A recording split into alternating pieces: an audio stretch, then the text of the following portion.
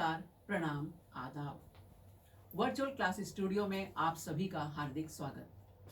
कोविड-19 के प्रादुर्भाव की वजह से विद्यार्थियों का प्रत्यक्ष शाला में जाकर शिक्षा लेना मुश्किल होते जा रहा है और इस कठिन घड़ी में बृहन्मुंबई महानगर पालिका शिक्षण विभाग ने विद्यार्थियों के लिए एक सराहनीय प्रयास किया और इस चैनल की शुरुआत की। मैं श्रीमती पूर्णिमा पांडे वर्चुअल क्लास स्टूडियो से अपना विषय और अपना घटक लेकर आपके सामने उपस्थित हूँ। तो चलें अपने विषय की ओर। कक्षा 9वीं भूगोल।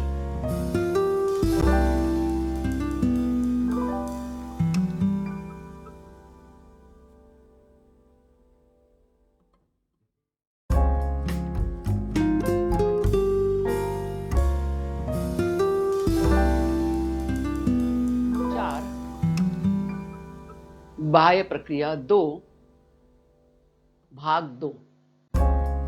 यह प्राकृतिक भूगोल का हिस्सा है, फिजिकल ज्योग्राफी।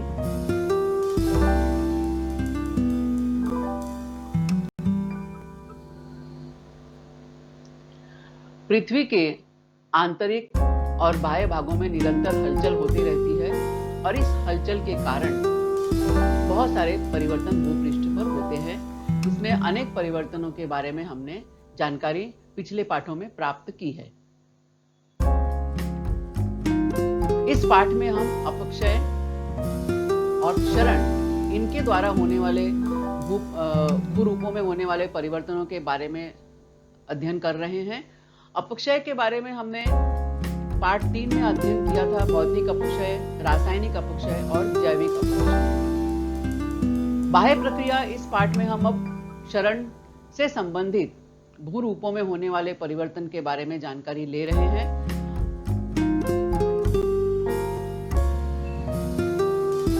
पृथ्वी के आंतरिक भागों में मंद और द्रुत भू हलचलें होती रहती हैं। परिणाम स्वरूप विभिन्न प्रकार की चट्टानों की निर्मित होती है। इनका स्वरूप स्थायी नहीं होता।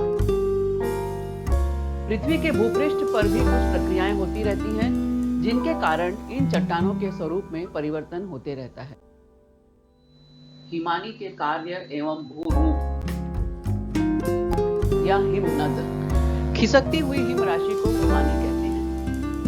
यदि हम एक वाक्य में हिमनद या हिमानी की परिभाषा देना चाहें तो इसे स्पष्ट रूप में इस तरह से कह सकते हैं।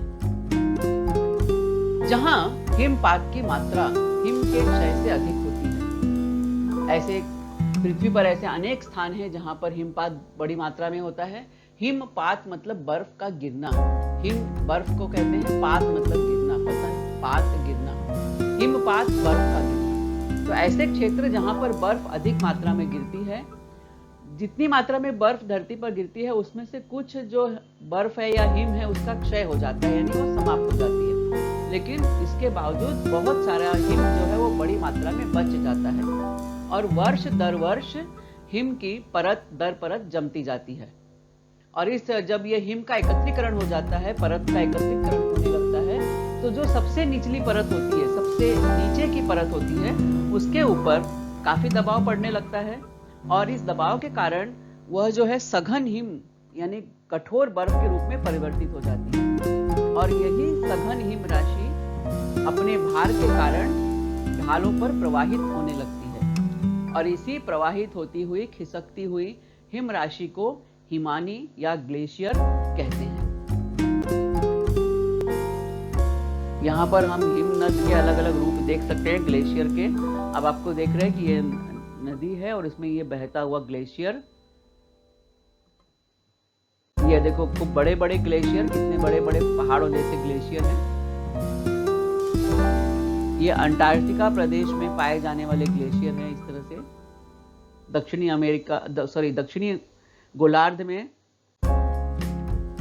अंटार्कटिका महाद्वीप, और वहां पर साल भर तापमान एकदम बहुत ही कम रहता है और वहां पर इस तरह के हमें बड़े बड़े मोटे मोटे ग्लेशियर हमें देखने को मिलते हैं। और ये ग्लेशियर स्थिर नहीं होते हैं, ये बहते रहते हैं। हालांकि इनके बहने की गति बहुत ही कम होती है, लेकिन ये सतत प्रवाहमान रहते हैं।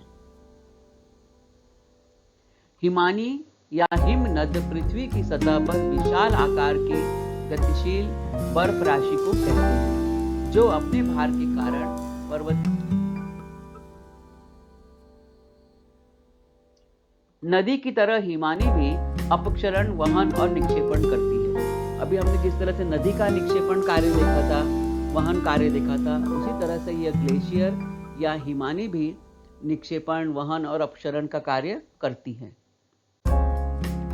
गति कम होने पर भी बर्फ का घनत्व अधिक होने से हिमानी अपने तल और कगार का क्षरण कार्य अधिक मात्रा में करती है। इसकी स्पीड बहुत कम होती है, नदी की स्पीड ज्यादा होती है, तो उसका जो क्षरण है वो अधिक मात्रा में होता है। लेकिन और हमको लगेगा ग्लेशियर तो ये बहुत धीरे धीरे बह रहा है, तो ये कैसे क्षरण करेगा, लेकिन बर्फ जो है उसका घनत्व अधिक होता है, तो उसकी वजह से उसका वजन ज्यादा होता है, भार ज्यादा होता है। तो जब ये ग्लेशियर बहते हैं तो अपने तल पर, ये तल मतलब नीचे वाला हिस्सा जो है, ये तल पर और कगार यानी किनारों पर ये क्षरण का कार्य, कटाव का काम अधिक मात्रा में करते हैं।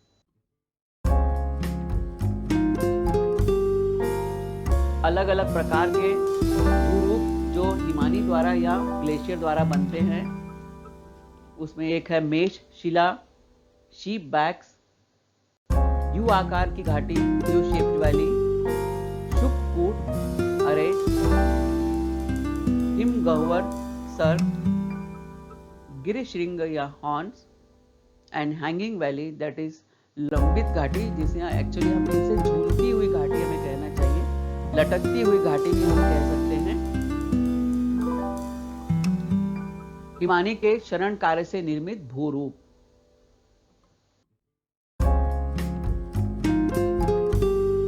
ये है गिरिशृंग। श्रृंग कहते हैं सींग को, तो जिस तरह से किसी जानवर की सींग रहती है जो ऊपर की तरफ रहती है, वैसे ही ये पहाड़ों का सकरा सा रूप जो ऊपर की तरफ है चोटी पे, तो इसे हम गिरिशृंग कहते हैं। दूसरा है हिमगह्वर, ये हम देख रहे हैं, ये जो पूरा खड्डा जैसा हमें दिखाई पड़ रहा है थोड़ा सा, तो इसका आकार जो है ना वो आराम कुर्सी के जैसा होता है। यदि आप आराम कुर्सी आपने देखी होगी तो उसी तरह से ये दिखता है, यानी ये जो बीच में है जो ये अंदर की तरफ खोल है, थोड़ा सा गहरा है, हिमगह्वर। ये है मेष शिला, दिस इज हैंगिंग वैली या लटकती हुई घाटी।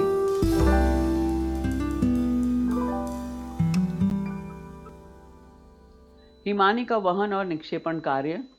हिमानी बहते समय अपने साथ कांप की मिट्टी बहा कर लाती है, इस मिट्टी को हिमोड़ कहते हैं। जैसे हमने नदी के साथ जो मिट्टी बह के आती है तो उसे हम जलोढ़ मिट्टी कहते हैं।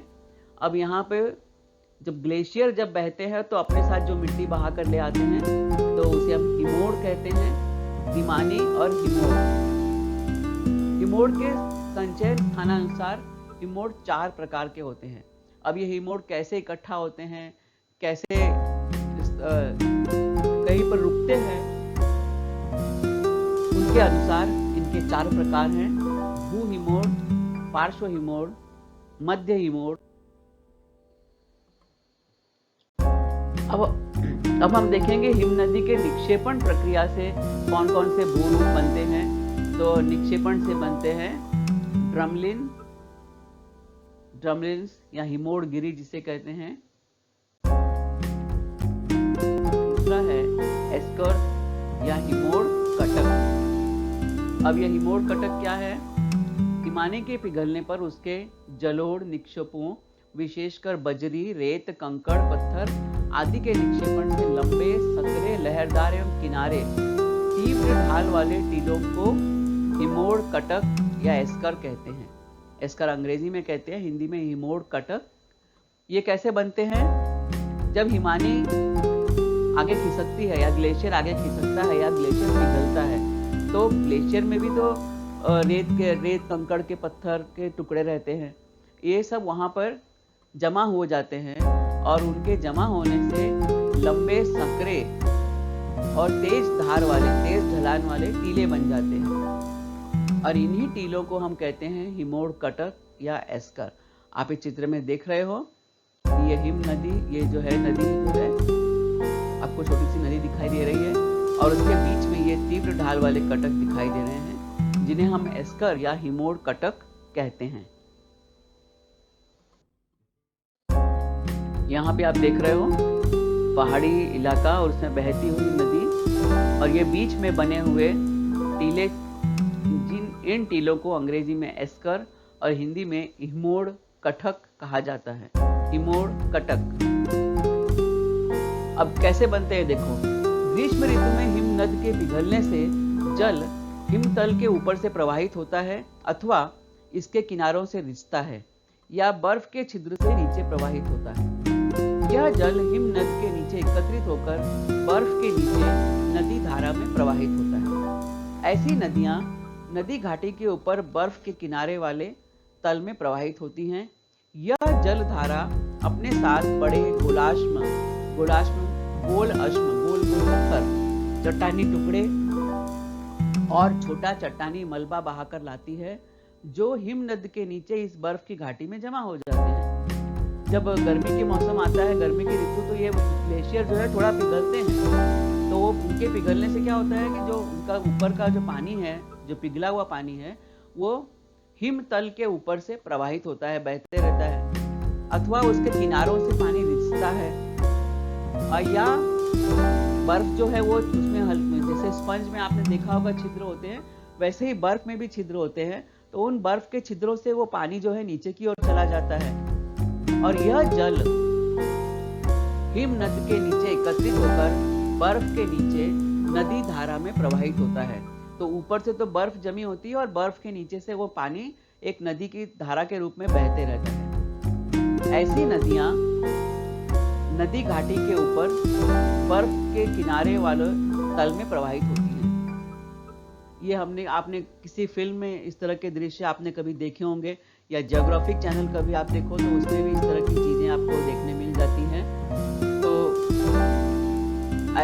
यह जल धारा जो है अपने साथ बड़े बड़े गोल पत्थर यानी गोलाश्म, चट्टानी टुकड़े और छोटे चट्टानी मलबे बहाकर ले आती है, और जो हिम नद के नीचे इस बर्फ की घाटी में जमा हो जाते हैं। और ये बर्फ जब पिघलने लगती है तो पिघलने के बाद एक टेढ़ा मेढ़ा वक्राकार कटक के रूप में ये मिलते हैं, जिन्हें हम हिमोड़ कटक कहते हैं। हिमोड़ के द्वारा बनाई हुई तीव्र स्थिति जिसे हिमोड़ कटक या एस्कर कहा जाता है।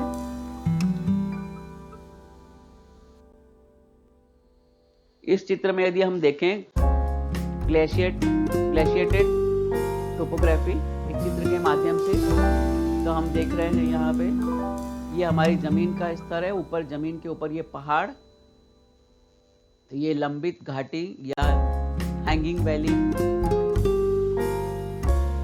ये यू आकार की घाटी, यू शेप वैली, हिम गह्वर, हिमोड़ कटक, गिरिशृंग, तीक्ष्ण कटक। तो इस तरह से ये पहाड़ी क्षेत्रों में, ध्रुवीय क्षेत्रों में, ऊंचाई वाले क्षेत्रों में इस तरह की स्थितियां हमें देखने को मिलती हैं। यह है हमारा राष्ट्रीय ध्वज, हमारा तिरंगा हवा में लहराता हुआ।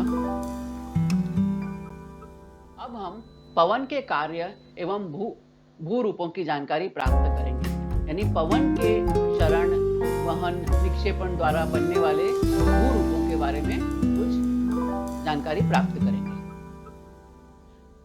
हम सब जानते हैं गतिशील हवा को पवन कहते हैं, और पवन जो है गैस रूपी बाह्य कारक है। कारक है मतलब माध्यम है, और पवन को हम देख नहीं सकते हैं, यह गैस रूप में होता है।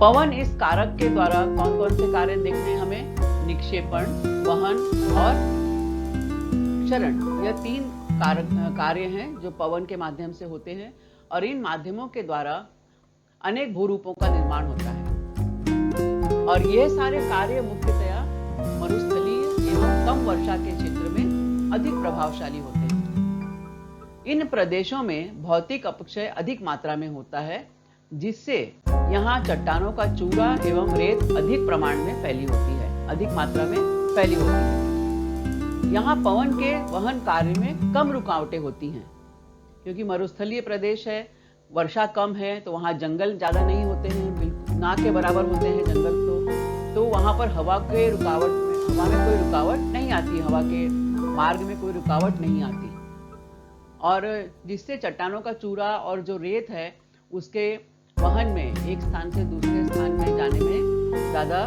बाधाएं नहीं होती। पवन के साथ रेत कणों का वहन होता है, और ये रेत के कण पवन के साथ साथ बहुत दूर तक बह जाते हैं।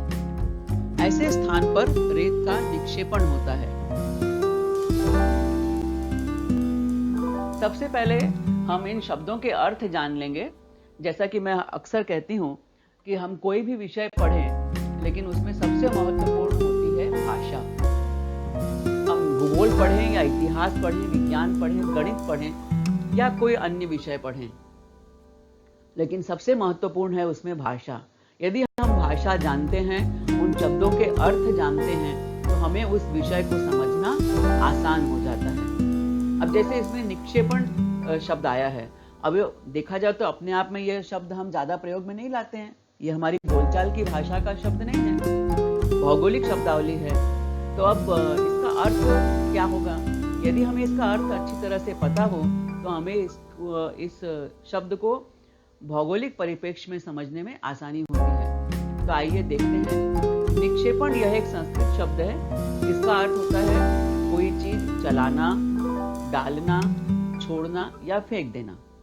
दूसरा अर्थ होता है बैंक आदि में रुपया जमा करना। कई बार आपने बैंक में हम जाते हैं तो वहाँ जहाँ हिंदी में कई शब्द लिखे होते हैं, तो जहाँ चेक डिपॉजिट किया जाता है या कैश डिपॉजिट हम करते हैं, जमा करते हैं, वहाँ निक्षेपण लिखा होता है। अमानत या धरोहर के रूप में कोई वस्तु किसी के पास रखना।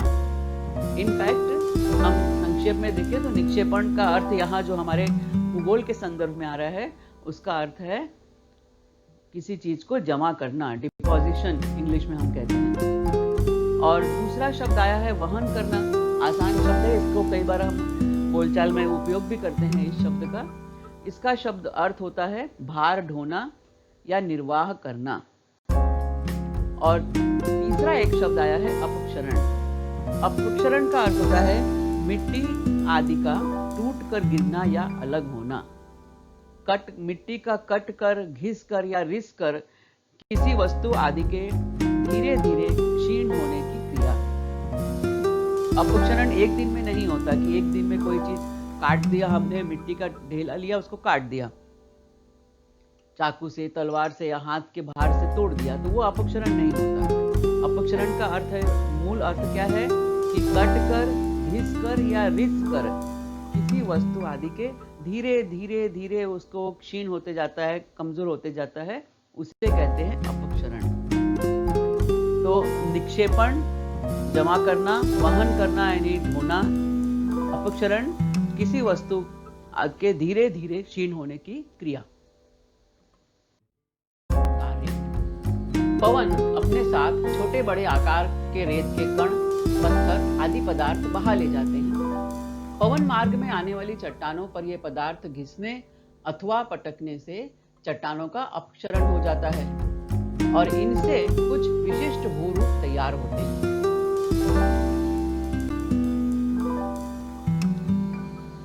भूक्षत्र चट्टान, अपक्षरण गड्ढे और यारदांग। भूक्षत्र चट्टान जिसे हम मशरूम रॉक्स के नाम से भी जानते हैं, अपक्षरण गड्ढे, डिफ्लेशन हॉलोज एंड यारदांग, ये सभी पवन के क्षरण कार्य से निर्मित भूरूप हैं। मशरूम रॉक्स, आप देख रहे हो इन्हें, मशरूम यानी कुकुरमुत्ता आपने देखा होगा, इसी तरह का होता है, तो उसके आकार की वजह से इसे हम मशरूम रॉक्स कहते हैं।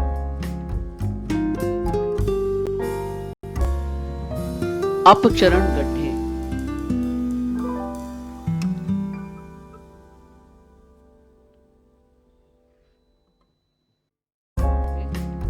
Deflation hollows. अपर्दन के लिए हवा एक प्रभावशाली माध्यम है।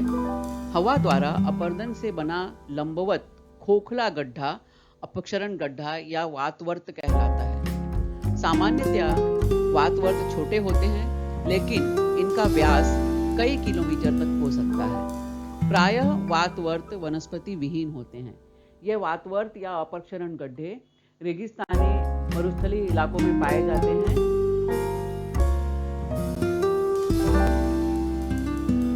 यारदांग, यह भी एक भूस्थलाकृति है जो पवन के निक्षेपण कार्य के द्वारा बनती है। कड़ी और मुलायम चट्टानों की परतें जब पवन के प्रवाह की दिशा में होती हैं, तो कड़ी चट्टानों की अपेक्षा मुलायम चट्टानों का कटाव अधिक होता है तथा वहां नालीनुमा स्थलाकृति बन जाती है।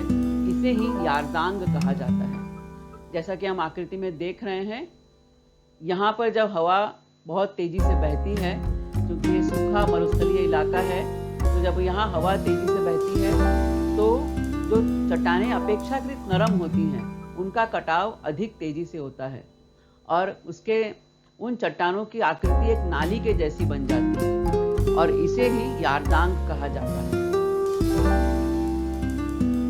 जब ऊपर से यदि हम देखें एरियल व्यू के द्वारा या हवाई जहाज या हेलीकॉप्टर से ऊपर से देखें, तो यह जो चट्टानें हैं ये नाव के पतवार जैसी दिखाई देती है। ये जो आकृति है ये नाव के पतवार जैसी दिखाई देती है, यह यारदांग कहलाती है। यहाँ पर हम देख रहे हैं एकदम स्पष्ट रूप में यारदांग तुर्की भाषा का शब्द है। टर्की जो देश है वहां की भाषा तुर्की भाषा का शब्द है, जिसका अर्थ होता है खड़ा किनारा, एकदम खड़ी कटाव वाला किनारा। रेगिस्तान में यारदांग तेज हवाओं के कारण अनियमित रूप से तराशे हुए चट्टानी पहाड़ियों के शिखर होते हैं। ये चट्टानी जो पहाड़ियां हैं, इनको लगातार हवा का दबाव पड़ता है और उसकी वजह से तेज हवाओं के कारण ये जो चट्टानें ये छींच जाती हैं और लंबे समय के बाद, लंबा समय मतलब ये 1-2 दिन का समय नहीं होता है, ये हजारों साल का समय होता है, लाखों साल की समय सीमा होती है और इतने लंबे समय में ये चट्टानें धीरे धीरे धीरे एकदम धारदार हो जाती हैं। इनका ऊपरी किनारा जो है एकदम खड़ा, किनारा एकदम धारदार तेज हो जाता है। यह एक प्रकार की चट्टानों के तेज हवाओं से उत्पन्न क्षरण की क्रिया है और जैसा मैंने बताया, इन्हें निर्मित होने में लाखों वर्ष का समय लग सकता है। मैंने कहा ना, यह 1-2 साल की बात नहीं, हजारों लाखों सालों की प्रक्रिया के बाद यह यारदांग जो है तैयार होते हैं। यह हवा की दिशा के समानांतर बनते हैं। पवन का निक्षेपण कार्य। पवन के साथ बहने वाले रेत कण अलग अलग आकारों के होते हैं। उनमें से सूक्ष्म कण बहुत दूर तक बह जाते हैं और उनकी तुलना में बड़े और भारी कण कम दूरी तक बहते हैं। मरुस्थलीय अथवा कम वर्षा के प्रदेश में इस रेत का निक्षेपण होता है। निक्षेपण का अर्थ हम जानते हैं डिपोजिशन या जमाव होता है। इस कारण कुछ विशिष्ट भूरूपों की निर्मित होती है। अब कौन कौन से भूरूप हैं? रेत के टीले या सैंड ड्यून्स, बरखान, बारचांस, सैफ, सीफ, ऊर्मी चिन्ह या रिपल मार्क्स, लोएस मैदान, लोएस प्लेन्स। यह पवन के निक्षेपण कार्य से निर्मित होने वाले कुछ भूरूप हैं। रेत के टीले, जैसा कि नाम सही है कि रेत है, इसमें बालू है, तो यह अधिकांश ये सब मरुस्थलीय प्रदेशों में पाए जाते हैं। रेगिस्तान में आकर्षक दिखने वाले रेत के टीले या ड्यून्स एक जटिल प्रक्रिया का परिणाम होते हैं। यह रेत से बनी पहाड़ी के समान होते हैं जो हवाओं से उत्पन्न बल से बनते हैं। हवाओं का जब फोर्स लगता है, बल लगता है इन चट्टानों पर, तो यह रेत के टीले बनते हैं। रेतीले टीले बनने की सबसे सरल प्रक्रिया के अंतर्गत तेज हवाओं के कारण उड़ती हुई रेत वायु के प्रवाह की दिशा में फैलती हुई किसी चट्टान, छोटी पहाड़ी या झाड़ी में इकट्ठी होनी शुरू हो जाती है। रेतीले टीलों का निर्माण हवा के प्रचंड वेग द्वारा जमा अवसाद से भी होता है। अवसाद मतलब जो हवा के बहाव के द्वारा जो चीजें लेकर आई जाती हैं, धूल, मिट्टी, कंकड़, पत्थर, बजरी जो हवा के साथ बह के आती हैं, उनका वो इकट्ठा होती हैं और धीरे धीरे धीरे इकट्ठा होते होते ये टीले के रूप में एक आकार ले लेती हैं। बरखान। बरखान स्तूप या बरखान स्तूप एक प्रकार के बालू का स्तूप है, यानी बालू के टीले या रेती के टीले ही हैं। इनकी आकृति अर्धचंद्राकार होती है और ये अक्सर समूह में पाए जाते हैं। ये अकेले दुकेले नहीं होते, ग्रुप में ही होते हैं। और ये ऐसे रेगिस्तानों में बनते हैं जहां पवन वर्ष भर एक ही दिशा से बहती है। बरखान अर्धचंद्राकार बालू का टीला होता है जिसके दोनों छोरों पर आगे की ओर नुकीली सींग जैसी आकृति बनी होती है। हम देख रहे हैं ये इसका जो ये बरखान है, इसका दो हिस्सा देखें तो एकदम नुकीले जैसे जानवर की सींग होती है, बैल वगैरह की, वैसे दिखाई देते हैं। यहाँ पर हम देख रहे हैं ये दो इसके छोर, यहाँ पर भी हम देख सकते हैं इस तरह से। और आप देख रहे हो कि इनकी आकृति जो है ये अर्धचंद्राकार है, जैसे आधा चांद दिखाई देता है आसमान में, उसी तरह से ये उसी आकार में ये बालू के टीले हमें दिखाई देते हैं और इन बालू के टीलों को बरखान कहा जाता है। सेफ। पवन की दिशा में परिवर्तन होने से मान लो बरखान की एक भुजा कट जाए। अभी हमने बरखान देखे तो चंद्राकार, अर्धचंद्राकार आकार में होते हैं। अब मान लो हवा की दिशा बदल जाए और बरखान की एक साइड जो है, एक भुजा जो कट जाए, यानी एक बाजू उसका हट जाए तब, और एक ही भुजा बची रह जाए, तो जो आकृति बनेगी उसे हम सेफ या सैफ कहते हैं। और आप यहाँ देख रहे हो ये काफी लंबी होती है आकृति। ये लॉन्ग नैरो सैंड ड्यून, यानी ये भी एक प्रकार का बालू का टीला ही है। बालू के टीले के अलग अलग प्रकार हैं ये सब। A long narrow sand dune or chain of dunes extending in a direction parallel to that of the wind responsible for its construction. अब हम देख रहे हैं यहाँ पे काफी लंबी ये होती हैं।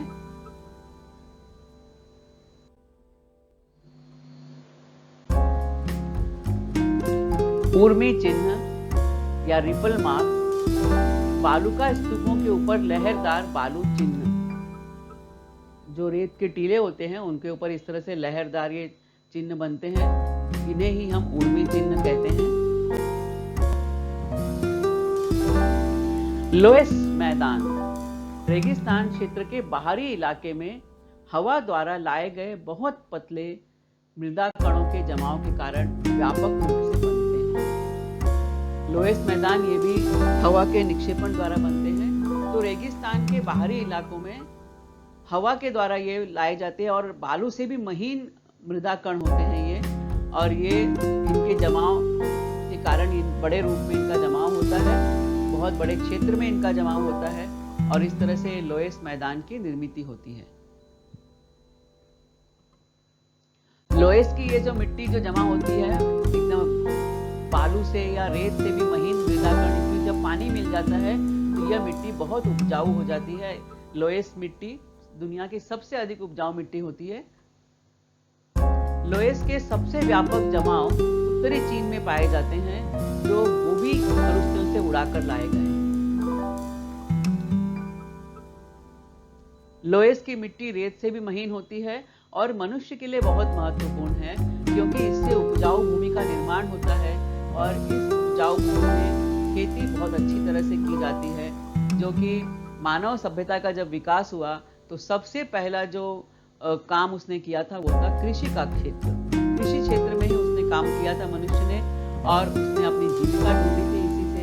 तो उसके लिए सबसे महत्वपूर्ण होती है लोएस मिट्टी। और ये लोएस मैदान जब बनते हैं तो ये बहुत ही मनुष्य को आगे जीने के लिए एक संबल मिलता है। कृषि जो है ये मानव जीवन का आधार है। कितना भी उद्योग धंधे हम लगा लें, टेक्नोलॉजी में डेवलपमेंट कर लें, लेकिन जब खाने के लिए हमें रोटी चाहिए, दाल चाहिए, सब्जी चाहिए, चाहे हम मैगी खाएं, चाहे हम पास्ता खाएं, चाहे पिज़्ज़ा खाएं, चाहे वड़ा पाव खाएं, चाहे दाल रोटी खाएं, कुछ भी हमें भोजन करना है वो हमें खेती से ही मिल सकता है।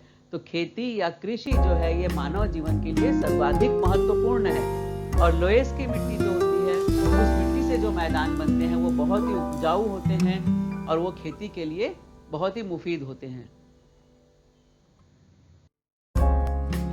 और हम ये लोएस का सबसे बड़ा मैदान हम देखते हैं चीन में, और यहाँ पर जो हम देखते हैं लोएस के सबसे व्यापक जमावड़ा जो है उत्तरी चीन में मिलता है। और ये जमावड़ा कैसे हुआ है? गोबी के मरुस्थल से जो महीन बालू उड़ाकर लाई गई है हवा के द्वारा, वो यहाँ पर कई 100 मीटर तक मोटी परत के रूप में जमी हुई है। और इसकी वजह से ये क्षेत्र जो है चीन का सबसे उपजाऊ इलाका है। हम यहाँ मानचित्र में देखेंगे, ये है गोबी का मरुस्थल और ये है लोएस का पठार, लोएस का मैदान। यहाँ पर भी हम देख रहे हैं ये गोबी मरुस्थल और ये लोएस प्लेटो या लोएस का पठार, लोएस का मैदान। तो ये जो यहाँ लोएस मिट्टी है, इसकी वजह से यह इलाका चीन का सर्वाधिक उपजाऊ इलाका है। और चीन की खाद्य पदार्थों की आवश्यकता जो है, जो उसके लिए अन्न की आवश्यकता है, वो उसकी अधिकांश पूर्ति इसी क्षेत्र से होती है। आप सभी ने इस वीडियो को देखा, सुना और समझा। मुझे पूरा विश्वास है कि आपको पसंद आया। इस विषय को, इस घटक को अधिकाधिक समझने के लिए इस वीडियो को बार-बार देखें। यदि आपको यह वीडियो पसंद आया है तो इसे लाइक करें, अपने दोस्तों के साथ शेयर करें और इस चैनल को सब्सक्राइब करें। मैं मिलूंगा आपसे अगले वीडियो में किसी नए विषय के साथ, एक नए घटक के साथ। तब तक धन्यवाद।